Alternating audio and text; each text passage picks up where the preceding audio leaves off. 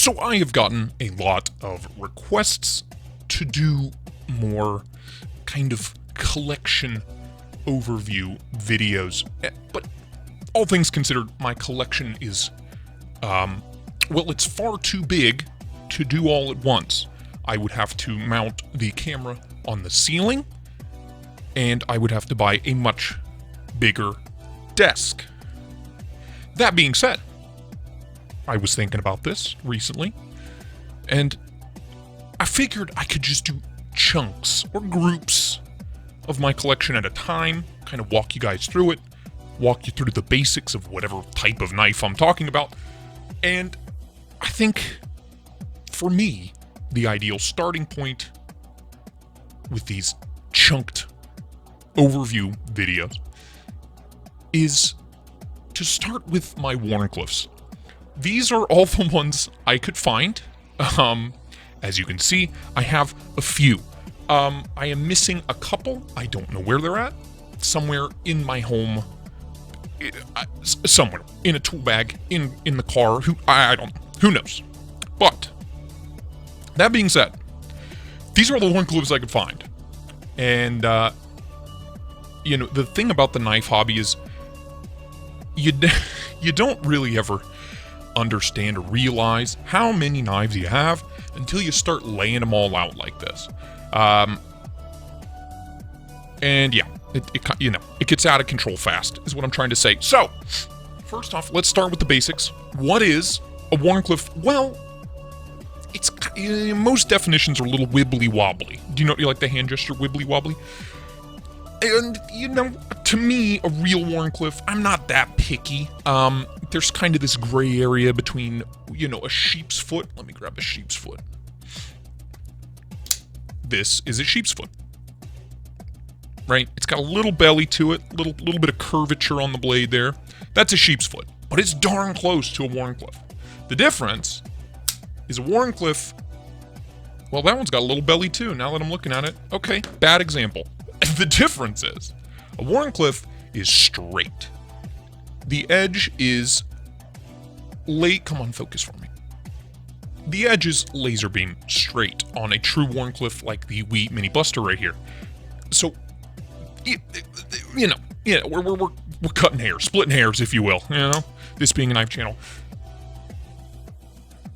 So that's what makes a Wharncliffe. A Wharncliffe is this completely straight edge that will not be focused for whatever reason. There we go.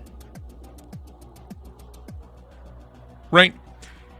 And I think of all the blade shapes in my collection, the ones I have the most of is Wharncliffes.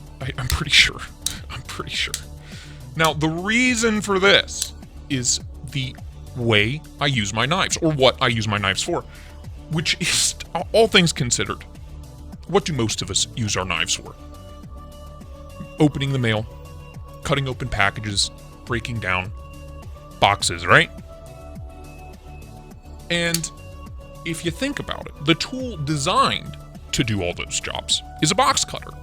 And what is the edge on a box cutter but a little tiny Wharncliffe? And I don't have one in front of me. Well, here's a kind of an X-Acto knife style. But if you have ever seen a box cutter, which most of you have, the edge is completely straight, completely flat, right? That tool, this tool was designed for the tasks I use most of my knives for. So to me, a Wharncliffe just makes sense. This completely straight edge gives you amazing control, right? You kind of reach out towards the tip. Most of the time when I'm cutting, this is my normal grip right here. You can just dive in with the very tip of that blade and cut across, and you're there. You're done. Job done. Task done. Close the knife. Move on, right? With different blade shapes, like a drop point, stuff like this. This is more sheep's footy, actually. Let me find a real drop point style knife. Here. Right, the tip kind of runs away from what you're cutting as it curves up. You don't have that issue with a Wharncliffe. The edge is constant. It doesn't run away from the task at hand. So with this, you would have to go just a little bit further, right? A little bit less comfortable. You'd really have to angle this in to do that same kind of draw cut, right? Whereas with a Wharncliffe, you're there at like a 20-degree angle. You don't have to go for the full 45. So it's good. It's good for people with arthritis, I guess is what I'm getting to. I'm not a doctor. Don't quote me on that. But, you know, that's where I'm at with it. That is the Knock Chef. I don't know what... It has a name. It's a goofy number. The TD03 by Knock Knives and Tack Ray. It's a cool knife. Kind of like a RoboCop daily carry chef's knife is the vibe I'm getting. I have not reviewed this one yet. I've been meaning to. I've just been busy.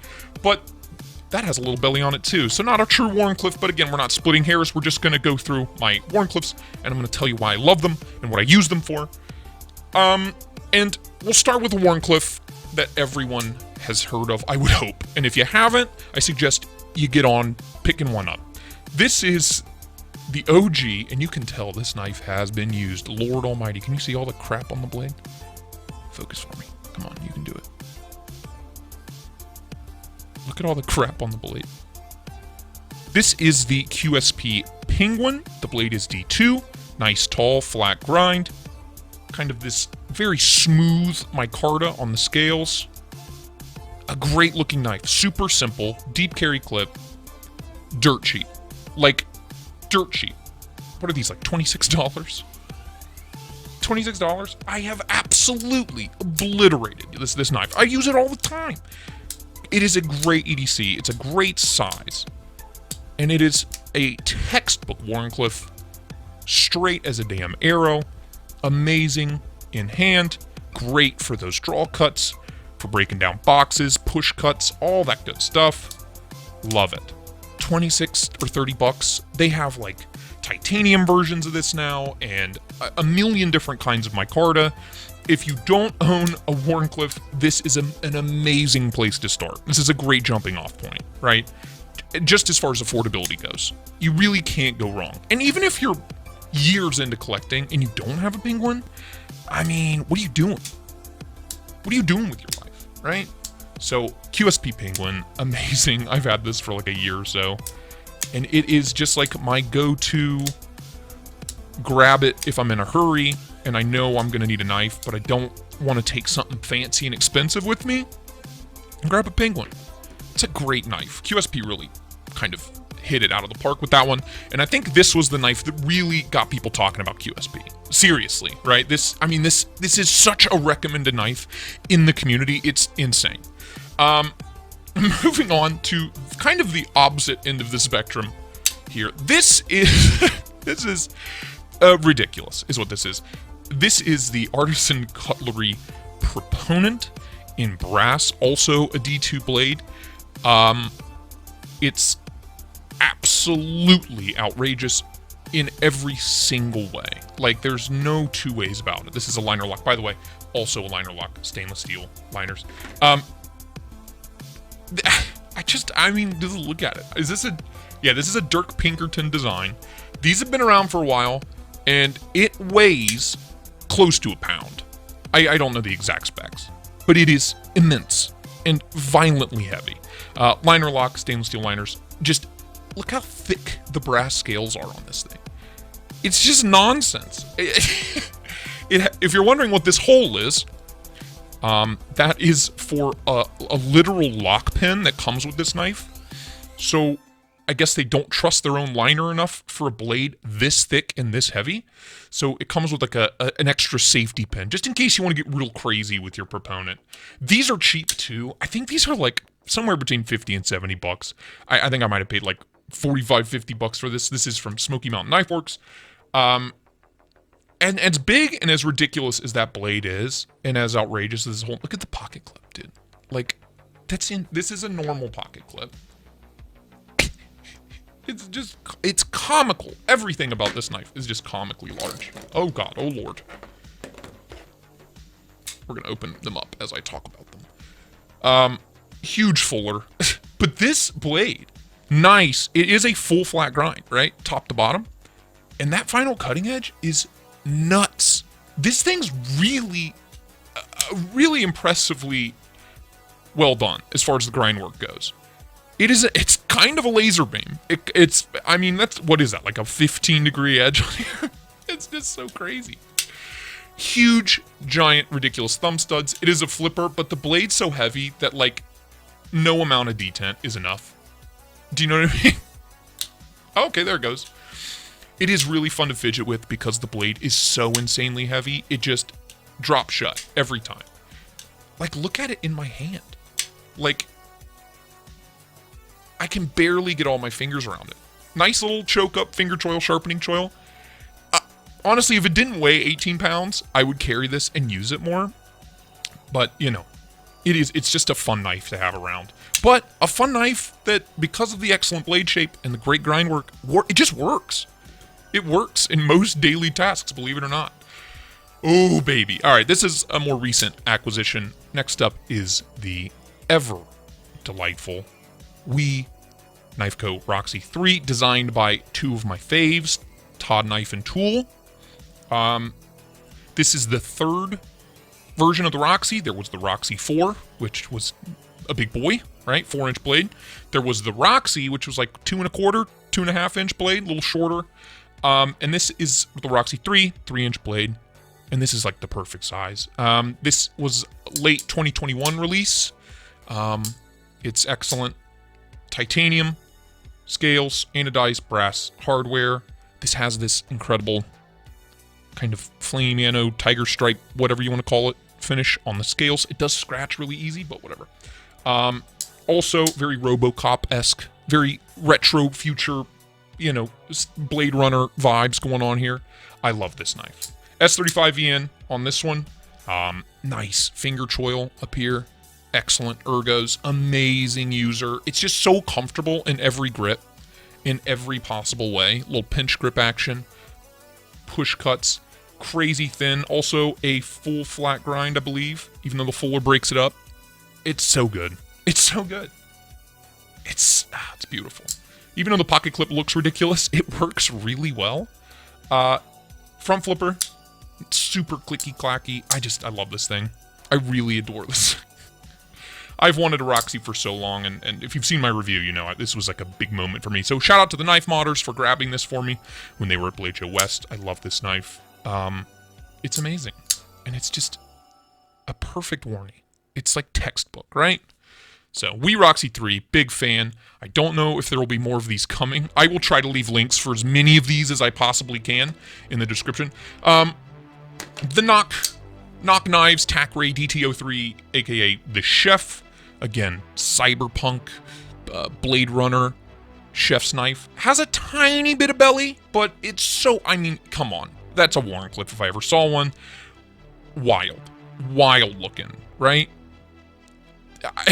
I mean, this is like a $99 knife for full titanium. The blade steel is VG10, but this being the Chef, right? The blade steel, you know, makes sense. It's easy to sharpen, easy to hone back to life. And if you're, I mean, when you're holding this, see where the blade sits below where your hands are when you're locked in. So, you know, cutting board choppy choppies, easy peasy. Again, great in the pinch grip, great for push cuts, amazing. And it's solid value for money, you know. Boker charges what, like $150 for knives with a VG10 on them? Yeah, pass. This is Chinese made. Everything so far has been Chinese made, just letting you know. That doesn't bother me, obviously. Yeah, it's a cool knife. The backspacer has a nice little, I don't know if you could be able to see it. Come on, you can do it. Camera. Help me. Come on. Can you? It's not going to focus. Oh, well. But it's a cool knife. I really like this thing. I need to review it. It is running on bearings. So far, everything but the Penguin has run bearings. This is on washers, and it's stupid smooth. I mean, the action is crazy smooth. This is on bearings as well, which, you know, can get gunked up if you're actually using this in the kitchen, but, you know, why would you? Cool knife. Cool knife overall. I just love the blade shape. This one spoke to me. I think I got this on Amazon, so I'll definitely be able to leave you a link for that one. Cool, super thin, full flat grind, laser beam. Really nice, honestly. Really nice for the money. It is big. It is big. Like, look at it compared to the Roxy 3, right? So it's a pretty long knife, but nice and skinny. It's a cool knife. Ooh, all right, getting into some Spydercos. This is the Canis, the Spyderco Canis. I forget who designed this. I don't remember. This guy. His cursive name is right there. You can't see it. I did the anno job on that clip. It didn't turn out so great, but whatever. It works. This is a great knife, and I don't see a lot of these on Instagram or on YouTube anymore because visually it's kind of weird. Most Spydercos are. It is on the compression lock, and it is on bearings, and it is violently smooth. So I just, dude, a good Wharnie is a good Wharnie, and look at this thing. The grind work on this is wild. So we do have a nice hollow grind, right? Real nice hollow grind. Not super tall, but again, the blade stock wasn't that thick to begin with. A nice hollow grind here, satin, belt satin finish, and then we have this crazy cutout area up top, right? And you can see it's, well, you can't see because my camera refuses to focus, but it's thick, full blade stock thickness here, full blade stock thickness up at the tip, but real skinny here in the middle. There's a reason for this, and I think it has something to do with like so the blade doesn't get caught up in, you know, the flesh of your enemies. This knife was designed for self-defense, but it's nice if you're doing push cuts in cardboard. You have this real thin area right here that the cardboard can just go right through. This knife's super slicey. So it's almost like extra slicey here in the middle and then extra rigid at the front and the back, so you don't lose the rigidity at the tip. It's pretty cool. It's pretty wild. Ergos are amazing. Peel ply carbon fiber. Taichung, Taiwan made, but man, great knife. Well, it was a great knife when it was, you know, $192 retail, but you know, they're raising the prices here in 2022, so God knows how much that costs now. But the Canis is a cool knife. You'll see a lot of knives designed for self-defense, or a few, especially the Spydercos. For whatever reason, I guess the Wharncliffes is great for that. I don't know. I work an office job. I don't know. What do I know? But an excellent knife and a gorgeous, wild-looking Wharncliffe. Really cool. Really great. Solid ergos. Really lightweight, too, all things considered. Love the Canis. You know what? Let's swap these. We'll talk about this one first. This is another Spyderco knife, designed for self-defense. It's a Michael Janich design, another deep carry clip. If you don't know, you know, this is the Yojimbo 2. And this was, if you've seen my review, this knife was like a turning point in my collecting, right? This was like, oh, okay, so Wharnies are badass, right? When this knife arrived, it was game over. I was sold on Wharncliffes. Crazy tall hollow grind, stupid slicey. Laser beam, generally speaking, pretty ugly, you know, but whatever. Great ergos. Again, knives made for self-defense, for whatever reason, just always have incredible ergos. These are micarta scales from bladescales.com. Alan Putnam. I dyed these micarta scales blue, and they're, I don't know, I think it turned out pretty cool. Compression lock, running on phosphor bronze washers. Actually, is this on bearings?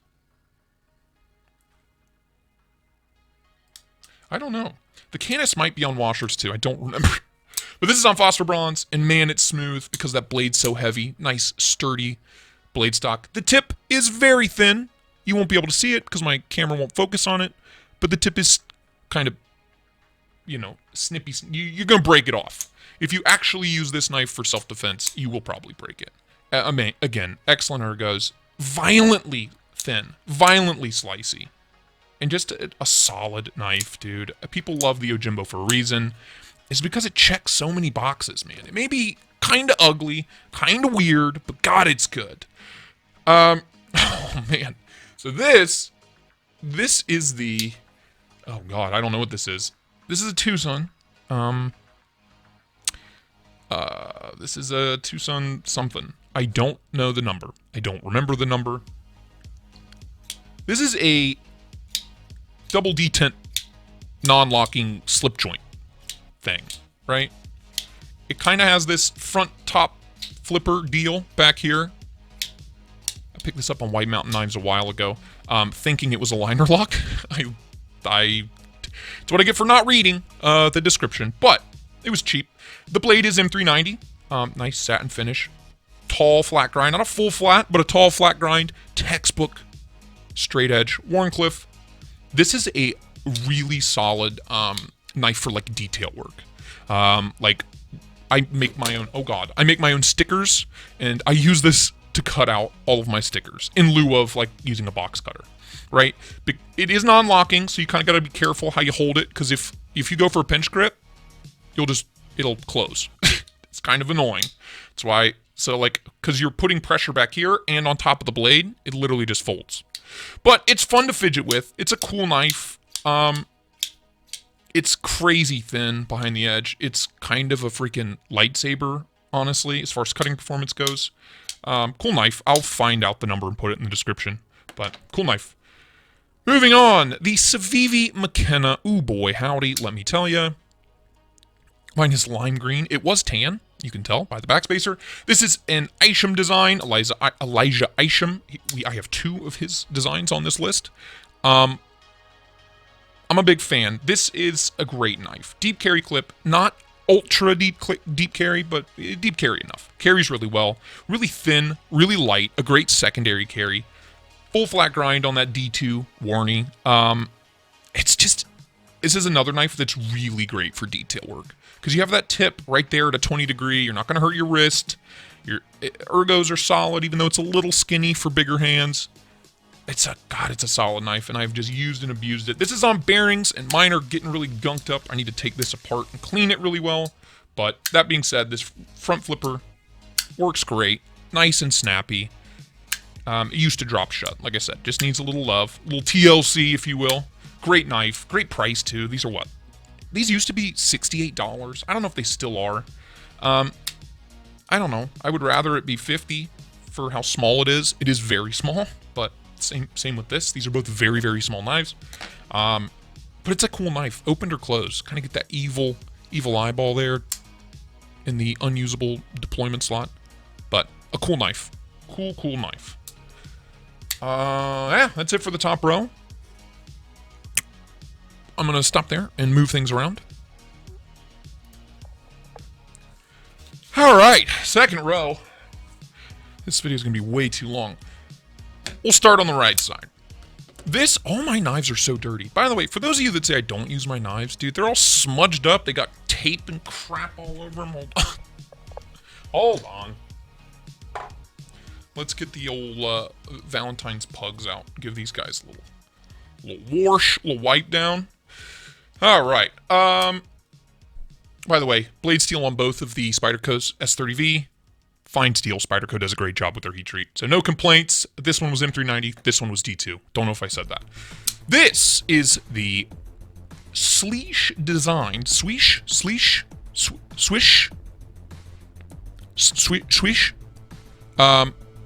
Designed Swayback, the Spyderco Swayback. This is a big knife. I don't remember the exact specs, but this is a big knife, and honestly, the only reason I bought it was for that blade, that traditional Swayback blade, full titanium, Taichung, Taiwan made. Oh, the blade steel here, CTS, XHP, insane, like almost a complete top to bottom hollow grind, a stupid thin, slicey hollow grind. Oh, and this thing is wonderful. Now, complaints, yes, there are a few. One, it's very big. Two, you can't Spidey flick it. It's a Spyderco, you can't Spidey flick. But we're just talking about blades here, all things considered. Ergos are solid, even though there's not much going on because the titanium is contoured. Lock bar access is great, but again, look, on the backside, there's no access to the Spidey hole. It's so, like, why? Why was that a thing? I don't know.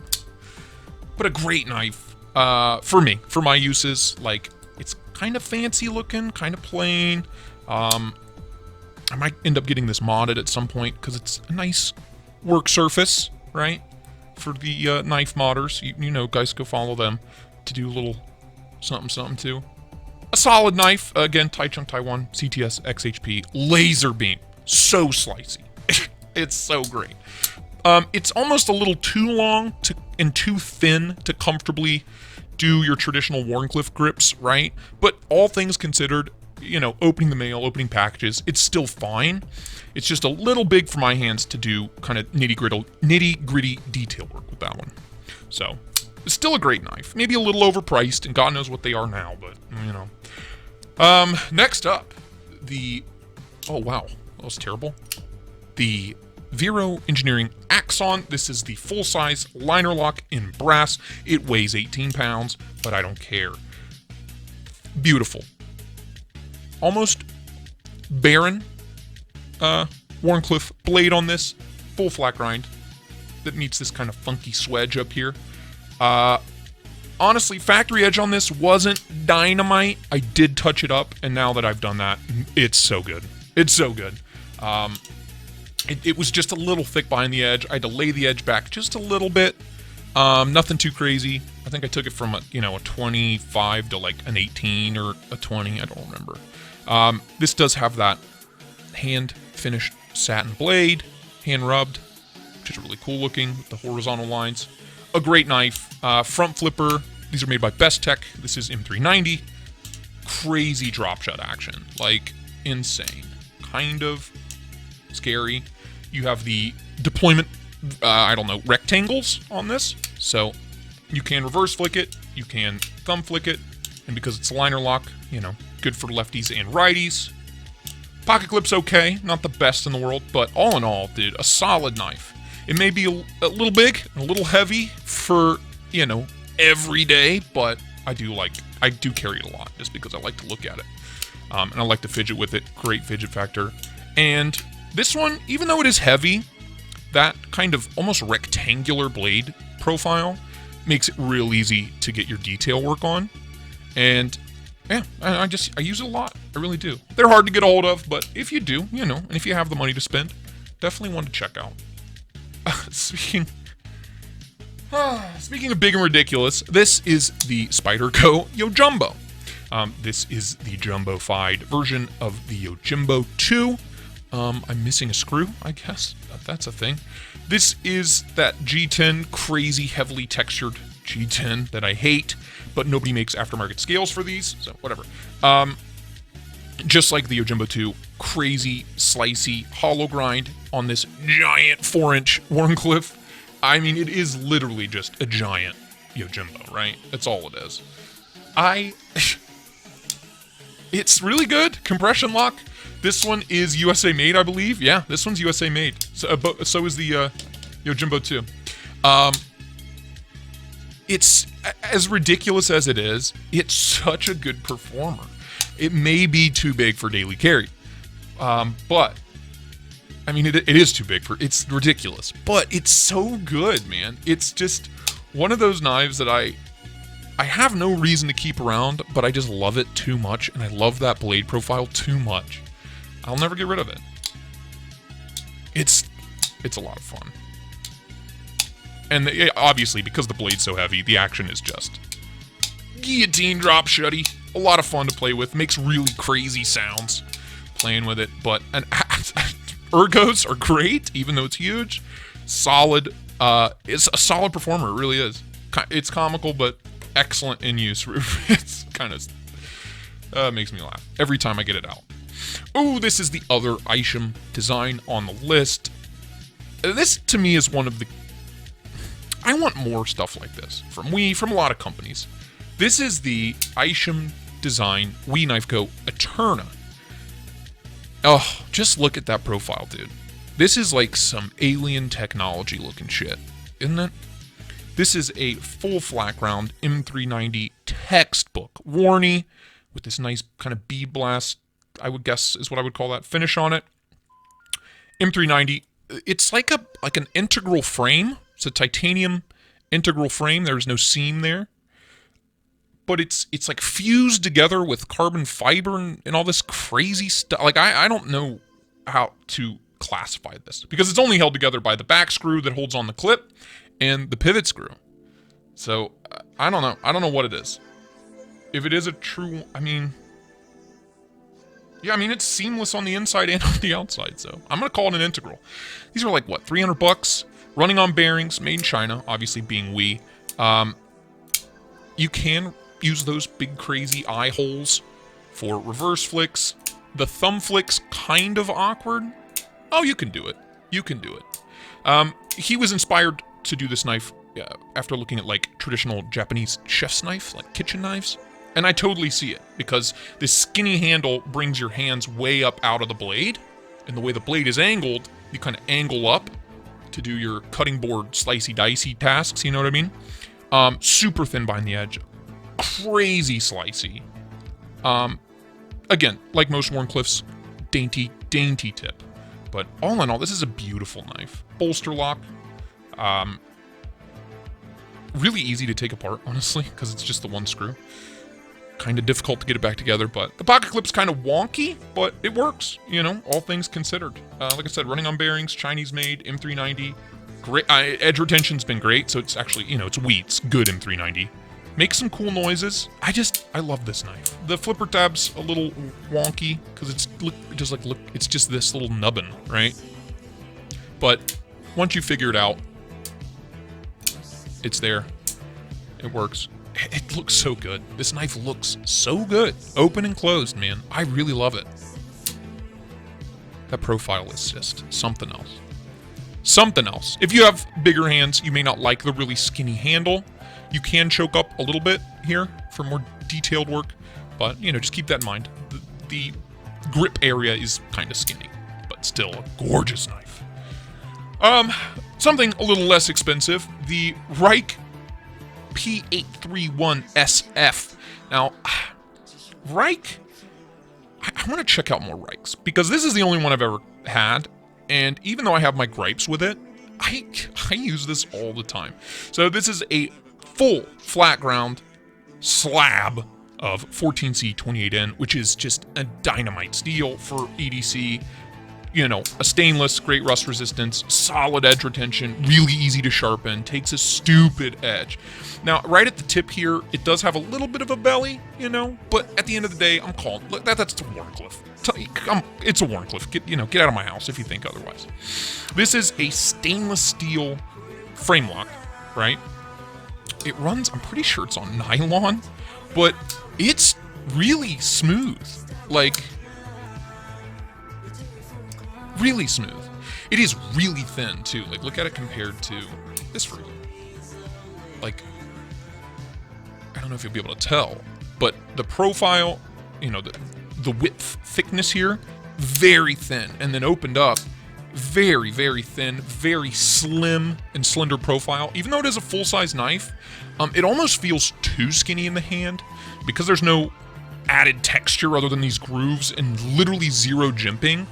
Yeah, you know, if you're sweating a lot or you got, you know, fresh lube on your hand or something like that, it's gonna slip. Like, my hand's just sitting in my office. This feels like I'm gonna slip right off of it.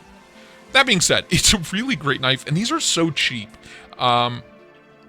Action, fidget factor, not great. It's just the one thumb stud on the one side. Like, literally nothing on this side. But it's still, you know, easy to access the lock bar. It does have this, like, this little lock. You've, like, switched that over, and you can't disengage the lock, which is fun. Pocket clip's okay, you know, nothing to write home about. But these are, like, what, 30 bucks, 35 bucks? These are cheap. Really cool knife. If you don't have anything in 14C28N, definitely look at Reich, I don't know what they're called. Cool stuff, great prices. You know, and something different. I dig that. Clean, minimal, but a cool knife. Very lightweight, even though it is a stainless frame lock.